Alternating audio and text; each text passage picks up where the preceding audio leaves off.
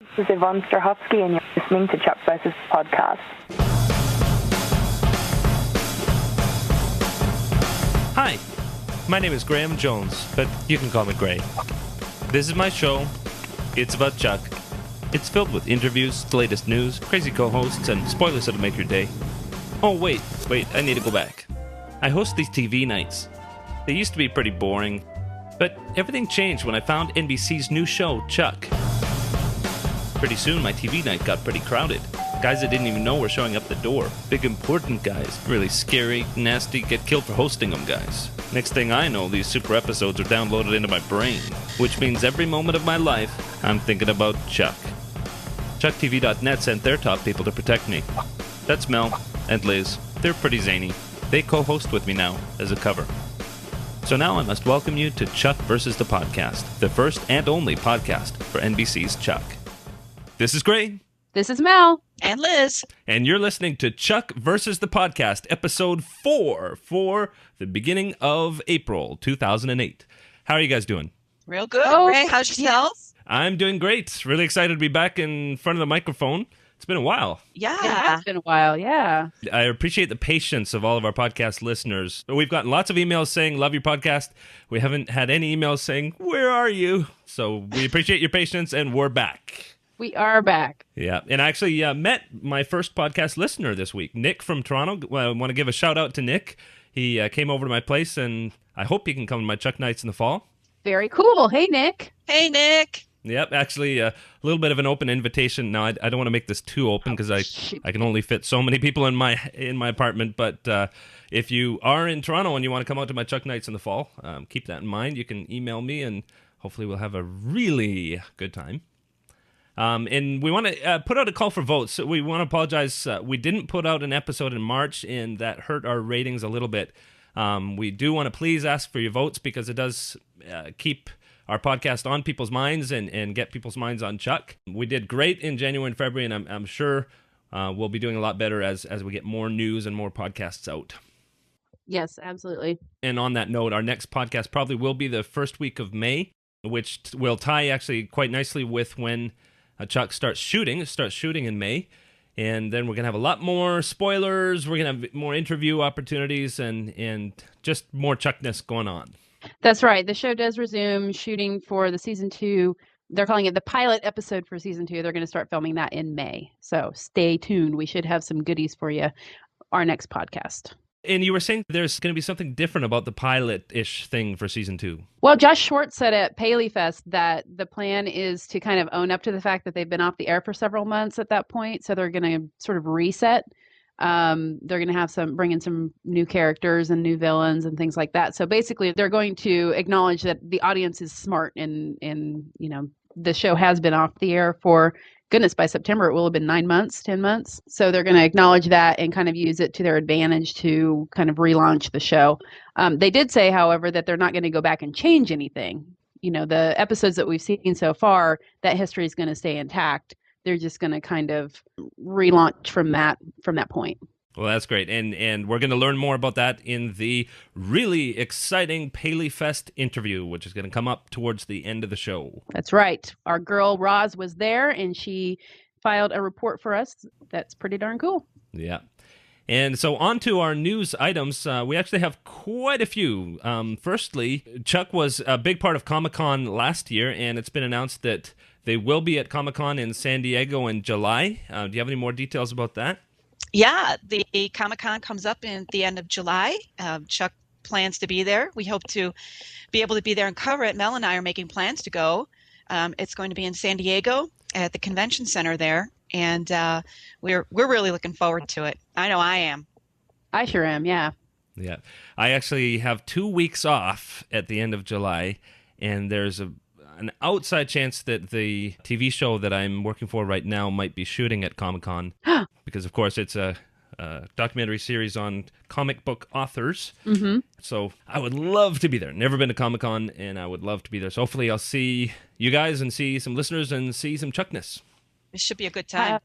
That would be really awesome, yeah. That would be very cool. And for our news rundown, it was interesting. As I was looking at preparing this episode, I went to chucktv.net and realized that, wow, you guys have a lot of stuff in a time that there's not a lot of Chuck stuff. So what I thought is for our episode today, that we would just run through some of the things that are on chucktv.net. And if you want to follow along, by all means, go to chucktv.net and follow the news items. There's lots of great information there about things that are going on. We're going to start out with Chuck versus the comic book. And what do you guys have on that? Well, TV Guide broke the news, and then they talked about it some at Paleyfest as well. Chuck's going to be getting even geekier in June when he lands his own comic book. Starting June 11th, they're going to launch a 6-issue comic book that will follow Chuck, it says, in a series of worldwide travels, mishaps, near-death cliffhangers, and more. This is the series that's going to be created by Wildstorm, which is a DC Comics imprint. And I've heard from other Josh Schwartz fans that there's a nice symmetry to this because in his prior series, The OC, Adam Brody's character, Seth, was a comic book writer whose comic book was published by Wildstorm, which is the DC Comics imprint that will be publishing this comic book. So that's kind of a neat TV to real life connection. Very, very cool. I really enjoyed following the comic books that go along with the Heroes NBC show. And they put a lot of time and effort into those comics. They're literally actually published now in book form. And the cool thing is, and a lot of people don't realize that they don't just expand on the show, they give new stories that fit in with the show. And so you get a lot more depth to the Heroes universe, and I'm hoping that's what's going to happen here, that we'll get more depth to the Chuck universe, something that will complement the shows. I can't wait to see this comic book. I think it sounds like a really neat idea. And of course, with our nerds being the nerds that they are, I think they would wholeheartedly approve. Yeah. And on to some more news items. You have a lot of news items relating to international airings. Firstly, in the Philippines, I guess Chuck is already on the air. Yes, it's airing on the Crime Suspense channel on Free TV. It's started on Thursdays at 8 p.m. And we wanted to thank our Chuck TV reader, Anna, who sent in that information. Yeah. And he's also in Turkey. Yes, Chuck is in Turkey right now. According to Turkish Daily News, Chuck airs on Tuesdays at 9 p.m. on CNBCE. And we hope that our friends in Turkey enjoy the show just as much as we do. And we hope to hear from them too. Yeah. And as well, of course, we don't want to forget our friends in the UK. April 7th, I think, is the start date.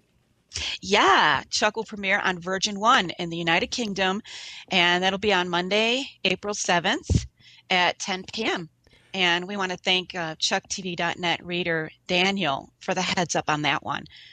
And of course, we all know that the pilot of Chuck is really important to kick off this series. So all of our UK listeners, please find as many people as you can. Talk about it in your workplace, in your school, in your family. Let's get lots of people in the UK watching Chuck.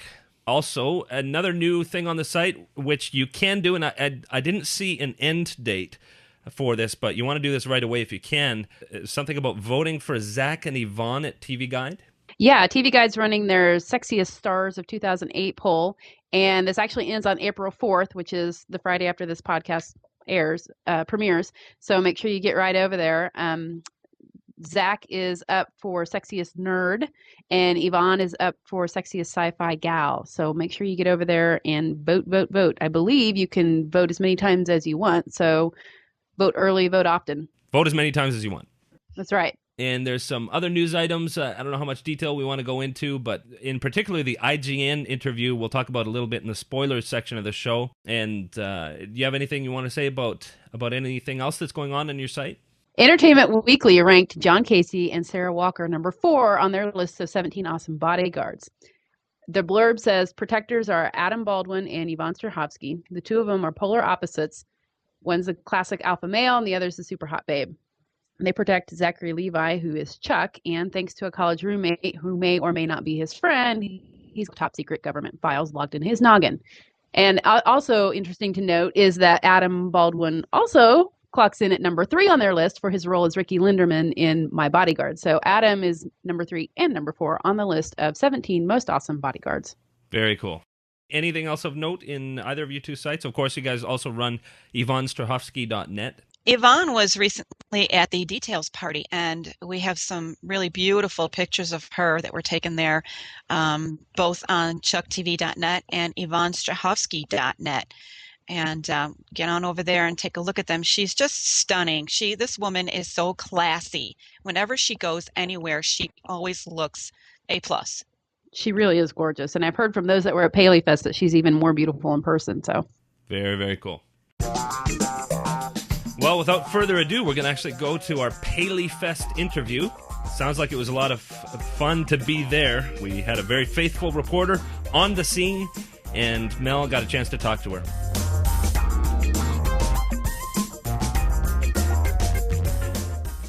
this is Mel with ChuckTV.net, and I'm here with Roz. She was our girl reporter at the Chuck panel at Paleyfest on March 18th, and she's going to tell us what it was like to be there. So first of all, Roz, can you kind of give us an idea of what this panel actually was?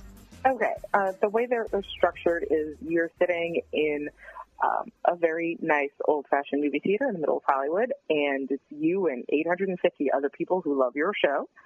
And they start out with a little overview of what the Paley Center is and all of this sort of stuff that after going to many, many, many panels gets a little boring. But then they start off with an introductory clip of sorts to sort of get you ready for the panel.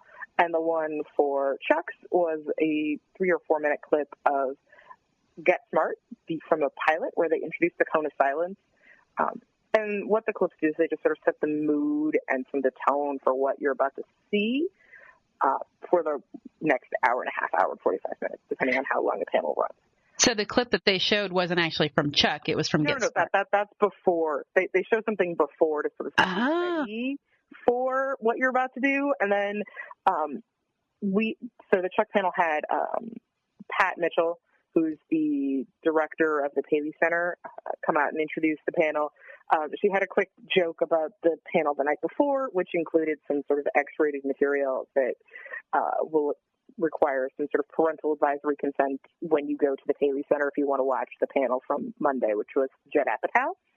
Oh, of course. Yeah, there was full frontal nudity involved, is all I understood, in the form of a movie clip from one of Judd's new movies. Oh, okay. Gotcha. So not up on stage.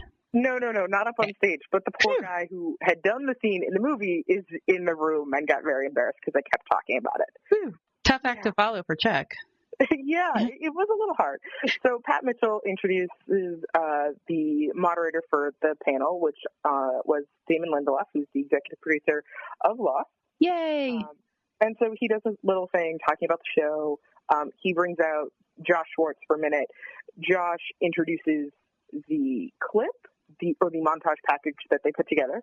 He calls it Chuck versus the Montage, and it's about 15 or so minutes of part of the pilot and then quirky moments from the season. Uh-huh. And then the clip show ends and everyone comes back and everyone is on stage. And so the stage setup had Big Mike, Mark Christopher, there we go, Scott Krinsky, Vic, so the guy who plays Lester, Julia Lang, Josh Gomez, Captain Austin, so Ryan, Mick G in the middle, and then it went Adam Baldwin, Yvonne, Zach, Chris, Josh, and Damon. That's the panel. That's quite a crowd up there. It was a little crowded, not as crowded as other panels, but still pretty crowded. And they sort of start off asking questions about the panel.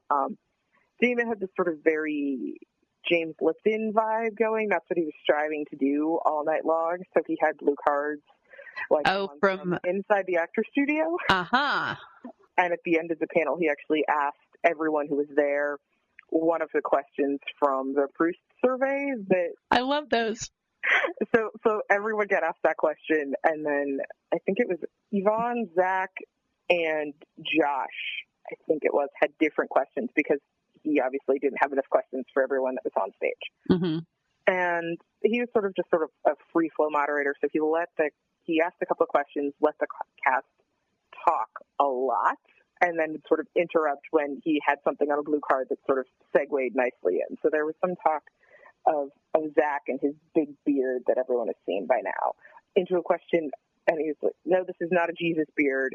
Segued into this question from one of the reporters from the New York, I think it's the New York Post. I can't remember. Hold on, let me find it. Oh, no, the Star Ledger. So Alan Sippenwall had asked this question about Sarah's Wienerlicious outfit.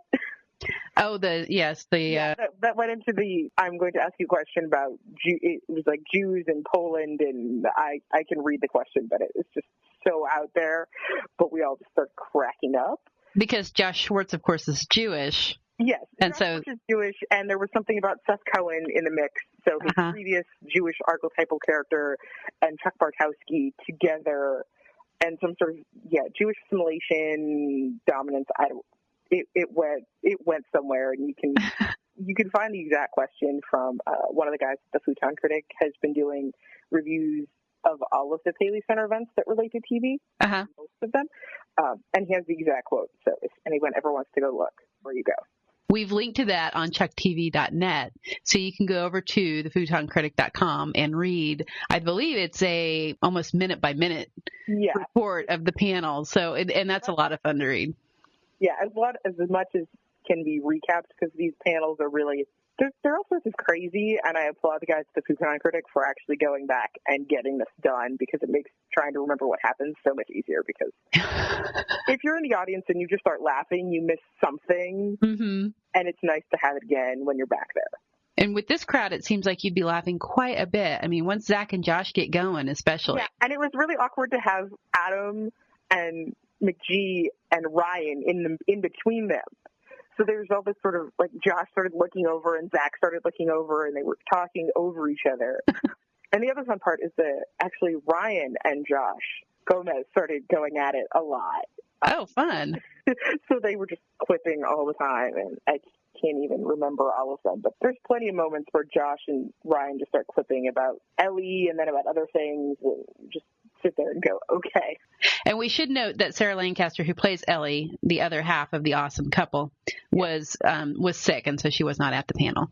That's right. So it was really quite the boys' club, because only Yvonne and Julia were there to represent. And Julia were a little on the quiet side, but not, that just sort of happens.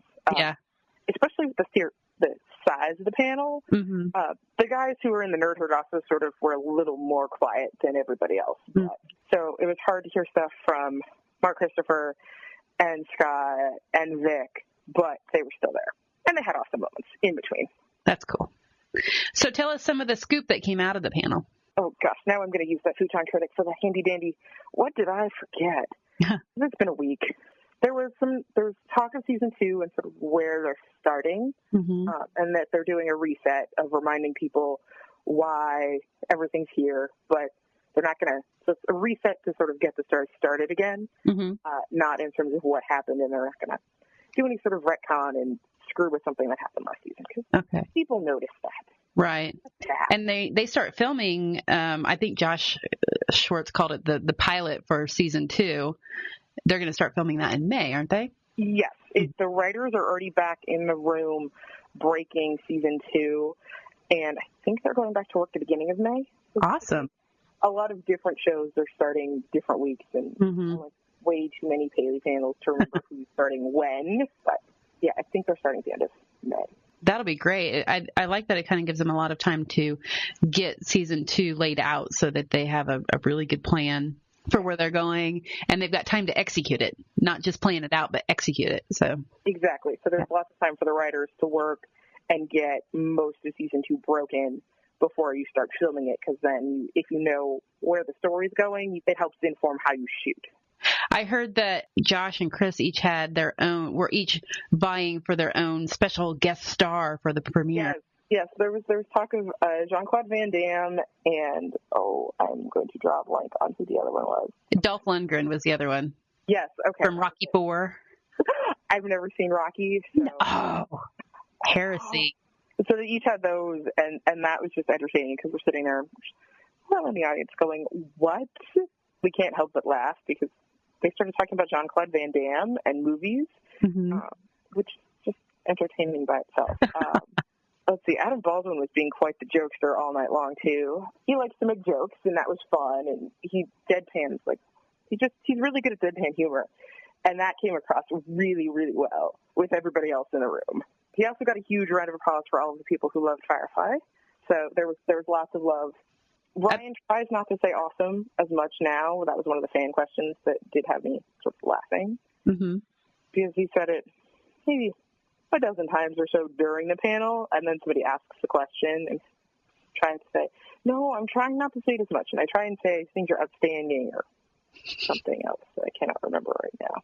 Trying to distance himself from the catchphrase or just save it all for the show? Yeah, there was that, which was funny because from the Midwest, and he said that he grew up saying it, so it's a hard habit to break. I'm from the Midwest, and yes, it is. Just like I'm a Californian, and if you'll notice, I say like a lot. Mm-hmm. It's awesome. It is awesome. Josh Gomez really wants to know where he lives and with whom he lives, which I thought was great. Oh, good point. We've never seen his apartment or futon or whatever. And Schwartz's comment was that he lives at home with Mom. So Morgan lives with his mother. Excellent. That could makes for some fun times with Morgan. Fun times with Morgan and Anna. Exactly. Ooh.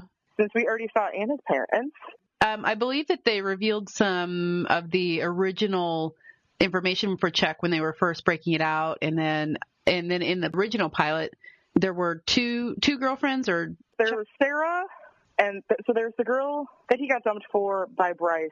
Jill. So there's Jill, and then there was Kayla, who was his next door neighbor, and then there was Sarah.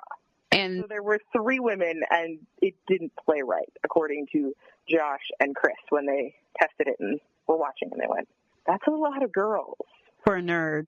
Yeah. Yeah. We actually had in our gallery for a while. We had the publicity still for Kayla, for the actress. Yeah, and I actually, now that they've addressed this publicly, I think we'll go ahead and put it back up just as kind of a archival document to say this. You can have fun with that in our shows where they change cast members from the original pilot to what made it on the air, and you've got two sets of publicity photos.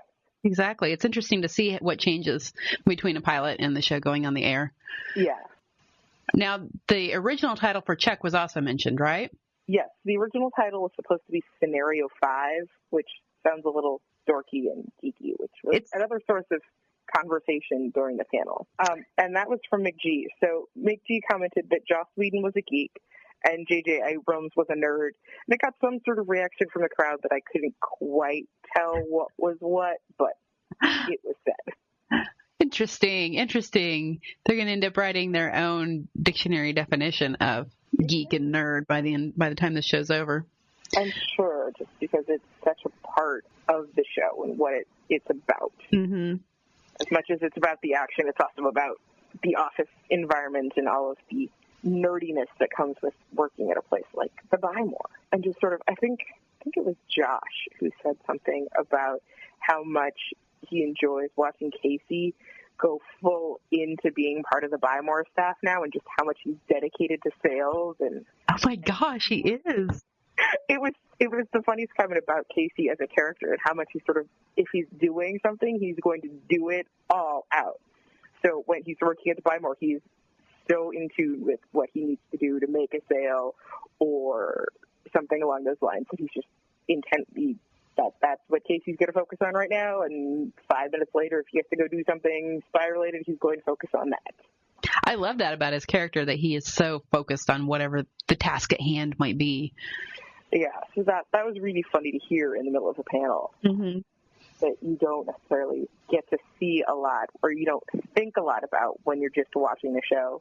So it's really kind of nice to have the entire cast talking about their experience on the show, and what it means to them to be a part of this and what they get out of it. It sounds like they really enjoy themselves and enjoy their jobs. They really, really do. There was another sort of piece of information. Chuck is going to be back at Comic-Con in July for anyone interested in flying to San Diego. That's awesome. We actually are planning to be there to cover that. So, and there's also a comic book. So they mentioned the comic book as well as talking about Comic-Con, and that there are 6 issues of this Chuck comic book from DC that are going to be at Comic-Con, and hopefully some footage from season 2. So we're hoping, I think, to have enough of the season 2 pilot, as I'm going to call it, shot and edited to present at Comic-Con. Yay! Well, that's exciting that they're going to be back there at Comic-Con. I mean, that's really their demographic. So yeah, it's a great place, and I find it funny, being that I'm a fan of the OC, that after years of talking about Seth going to Comic-Con, putting out a comic, Chuck actually gets to go to Comic-Con and have a comic. Have a comic. The OC part of me also finds it funny that the imprint that is making the Chuck comic is also the imprint that was going to try and sell Seth's comic book. And I'm like, yes, my OC continuity. Yes. It's a happy day. Yay for synergy. Yes, yay for Josh remembering what he did one time and doing it again. In real life. Yes. There was also a conversation about a battle of Chucks during this panel. The Pushing Daisies panel, which features a girl named Chuck. Right. Is Saturday. And then the Gossip Girl panel was the Saturday after this one. And they have a Chuck also, don't they? Yes, they also have a Chuck. And so there was a conversation about what sort of Chuck would win. And I think they determined that Chuck Bartowski would win, but they didn't really talk about the Chuck from Gossip Girl. So I don't know if Zach or Josh, not Zach, was just sort of delaying having to talk about Chuck because he did it again on Saturday. Or Chuck Bass, not Chuck Bartowski. They're both Chuck B's. That's even worse. That is. Man, what was he thinking? But, you know. He didn't really have control over the names for Gossip Girl. Right. Already written characters in a book. And Chuck Bartowski is just so Chuck Bartowski. I mean, yes. I can't imagine him with another name. No, I can't either. I don't know. It would be weird. They were all asked things they would like to see. So I mentioned that Josh Gomez would like to see where Morgan lives. Big Mike, so Mark Christopher would love to see him actually fishing. Oh, yeah. And I can't remember what Vic and Scott said about the same thing, but they had some sort of something about it that was entertaining. And Vic also had to kind of play up that he's Canadian when Damon had asked Yvonne what it was like being the only non-American or non-U.S. person on the cast. And Vic said, I'm not American either. I don't get any coffee when I go back home. Or something like that. Not remembering exactly, but there was some conversation about coffee at Starbucks in Canada and Vic not getting any more attention, or getting some but not enough. I see. Well, looking at the pictures from the panel, he looks so different than when he's on the show. Yeah, he's a very different sort of guy, and there wasn't any question about why Lester happens to be Jewish, but he is. And I said something afterward that I appreciated that he was Jewish, even though he doesn't look it, so that there is some sort of Jewish character on Chuck. Well, it sounds like it was quite an interesting evening, and it must have been really cool to get to see everybody actually in person up on stage. Yeah, it was. It was lots of fun, and you can just sort of see how much they like working with each other. And I think part of the good thing about Paley in relation to the strike this year is that it gave everybody a chance to come back together and hang out after not having been shooting since December.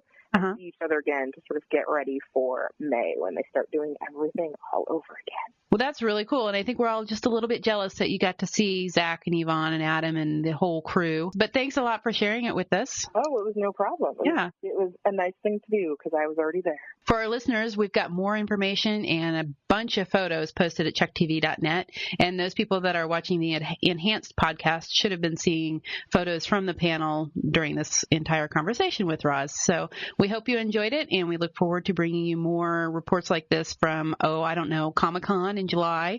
So stay tuned for that. Awesome. Yes. And thanks again to Roz for reporting for us. No problem. Thanks. Thank you.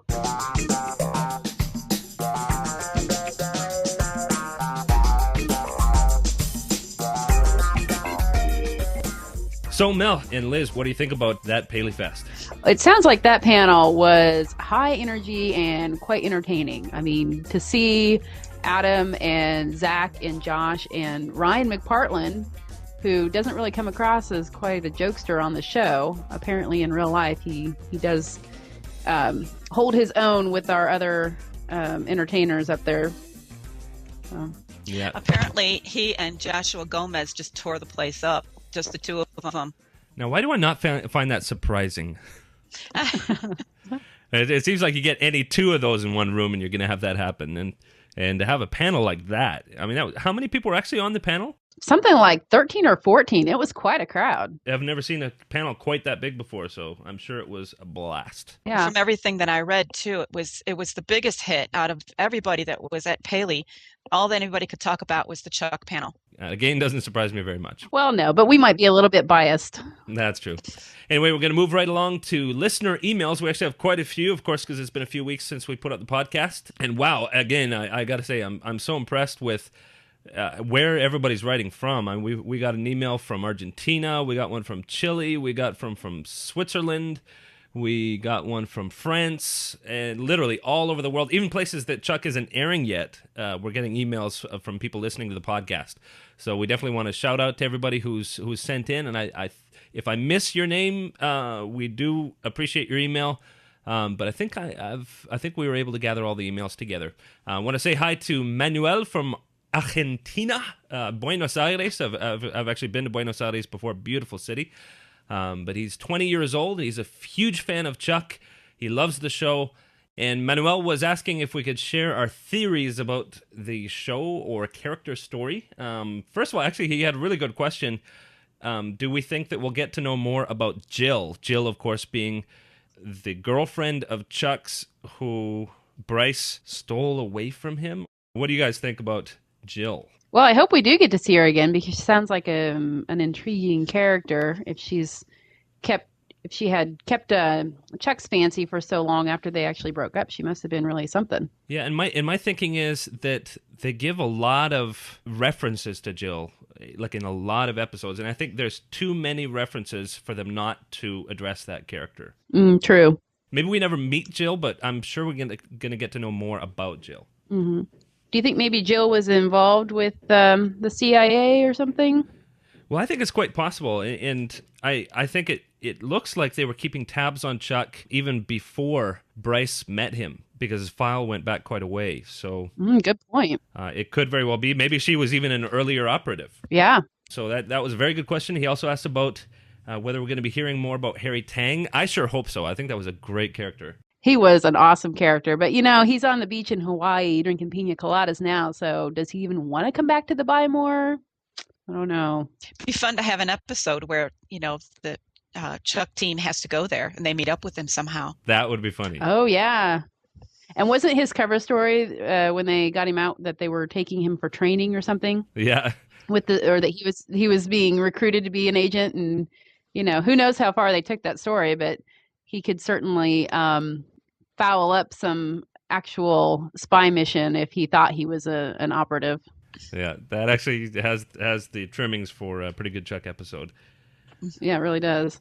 And another question he asked was when we'll be seeing new episodes again. I know they'll be sometime in September, but I heard that actually Heroes is starting the first week of September. Wow, that's early. It's quite possible that because a lot of TV shows were in a situation where they could either really scramble to get some new episodes out in the existing season after the strike, or they were just going to scrap things and get started early on the next season. So we have a very unique situation now where a lot of shows like Heroes and Chuck have an earlier start to the writing, which means an earlier start to their shooting, which could indeed mean that they have an earlier start to their season. We don't know for sure. Do you guys have any more information about that? All we've heard is that there won't be any more episodes for season 1, but season 2 has been picked up, and like we said earlier, they begin filming the pilot episode for season 2 in May. So, other than that, your guess is as good as ours. Yeah, though NBC Heroes, NBC Chuck could mean if they share some of the same strategy, who knows? Sooner the better. That's our point. Sooner the better. Another question actually was addressed by quite a few people, mentioned by Jorge Saldaña from Chile as well, asking about whether we're going to hear Chuck's music either in iTunes or somewhere else. And in particular, Manuel was asking if we could name the tracks for people to know how to get them. Now, I know I've seen on ChuckTV.net before that you guys had something on there about which songs came up in the episodes.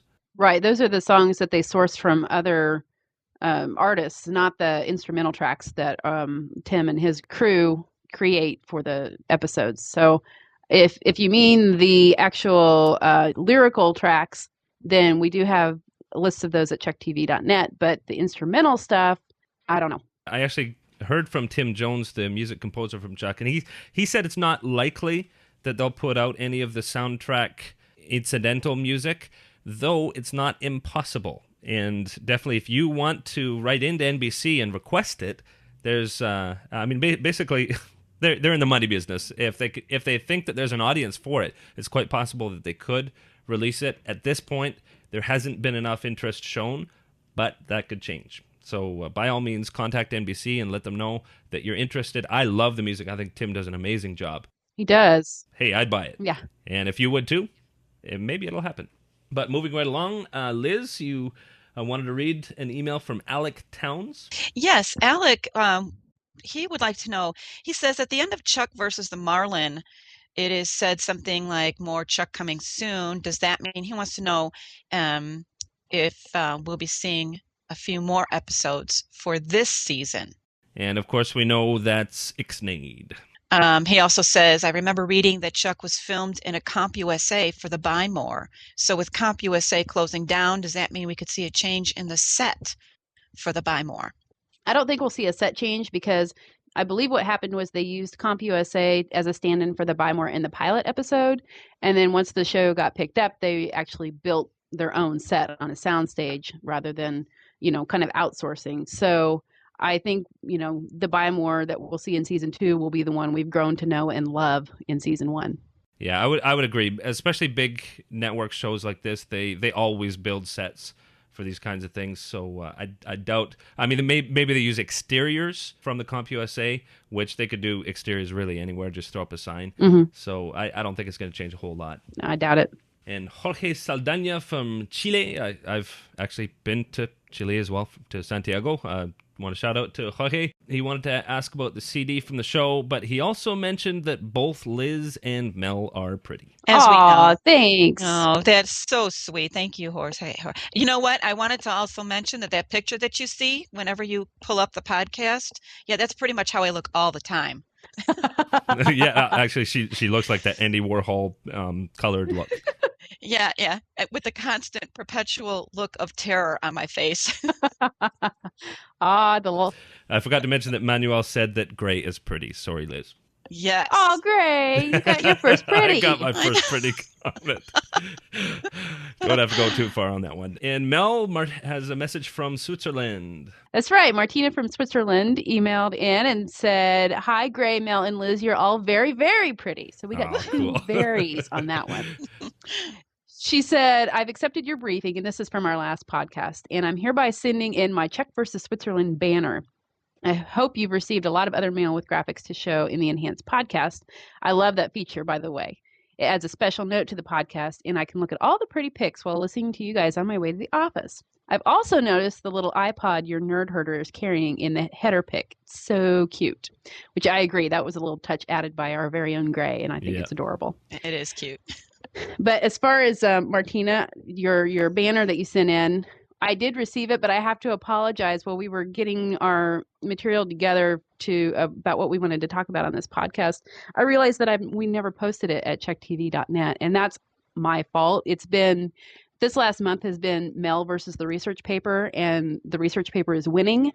So I have a backlog of emails that I need of things that I've kind of set aside to get taken care of eventually. But that research paper is due tomorrow, so hopefully sometime this week I will be getting through that backlog of email, and that will include getting your banner posted because it was very nice. And also, just a reminder to everyone to go ahead and send in your graphics. The Czech versus Switzerland can't be alone. We need Czech versus, I don't know, Argentina, Chile. We know you people are out there and you're listening, so come on, send us your graphics. Yeah. So moving right along to other emails, BR wants to hear more interviews with behind-the-scenes people like the costume designer. I think that's a great idea. Mm-hmm. We'll work on that. Yeah, we'll do our best. And actually, if anybody who's listening has any connections with people who work on Chuck or act in Chuck, feel free to tap their shoulders for us and let them know we're interested. We're doing our best on our side, but having all sides contributing could help. Océane Rémy from France wrote in to tell us about a French Chuck site that you should check out. We went to see it, and there's quite a lot of great information on there. If you can speak French or understand French, go to chuck.hypnoweb.net. We've got a link in our podcast. That's chuck.hypnoweb.net. Lots of great information in French about Chuck. And lastly, Sydney wrote in to us before, and Sydney and Victoria wanted to know what are our favorite awkward moments in Chuck. For instance, they love the part when Chuck and Sarah are talking about the mission, when they have to pretend to sleep together and they keep making sex references and they're very uncomfortable. I know that there's lots of those moments, but I want to put out a challenge for this one.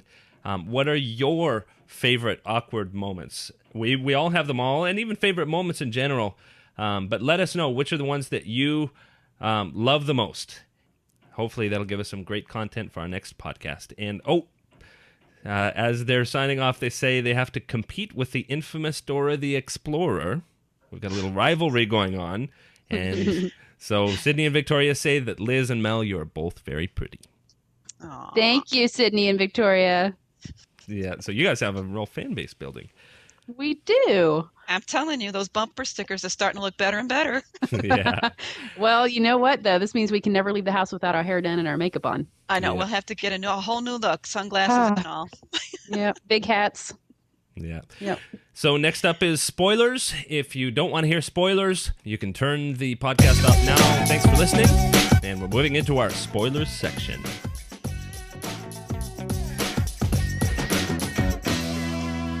We don't have a lot of spoilers this time because obviously they are just now getting back to work on writing for season 2. But at Paleyfest, a few things did leak. For example, Yvonne was asked about her Wienerlicious costume and whether we'd be seeing it next season, and she said she didn't think so. She said there were a lot of other crazy fast food related costumes that she could be wearing, and she thought those might be coming into play. So that could be interesting. Also, Adam Baldwin was asked what he would like to see happen, and he had a really interesting idea. He said he'd like to meet Casey's mom. I'd like to meet Casey's mom. Yeah, I've always thought, and we've talked about this, that we need more of Casey's backstory. And meeting the woman who birthed him, that would be something else. Yeah. Yeah. Maybe it's a family business. Ooh, yeah. Could be. Mrs. Casey the Assassin? I don't know. There was an interesting IGN interview that you have linked on your site. They interviewed several of the actors at Paleyfest and got some good quotes from them about things that they either think will be happening in season 2 or would like to have happen in season 2. So be sure to check that out. Yeah. And because our next podcast will probably be not until the first week of May, please do check out chucktv.net. Follow the links and get lots of great Chuck news on the site, and yvonnestrahovski.net. And we hope to hear from you in the meantime with lots of listener emails and photos and anything else related to Chuck. Thanks for listening. I just wanted to send a shout out to Vern and the boys who are serving our country over in Afghanistan. Well, I was going to say hi, Mom, but she doesn't listen. Sad to say. So, you know what? I'm going to ask our listeners to help me out here. We did the Liz is Pretty thing. Now, Liz needs a sign off. So if you guys could all write in, email a nice sign off for me instead of hi, Mom, or, Liz is pretty. 10-4. Although you could still say Liz is pretty and Mel is pretty and Gray is pretty because we are. That's right. We are one good-looking cast, I tell you what. Yeah, who've actually never met each other. That'll be cool if we can actually meet each other sometime. Well, that's true. We're modest, too. Anyway, signing off. Hope to hear from you soon. Thanks for listening.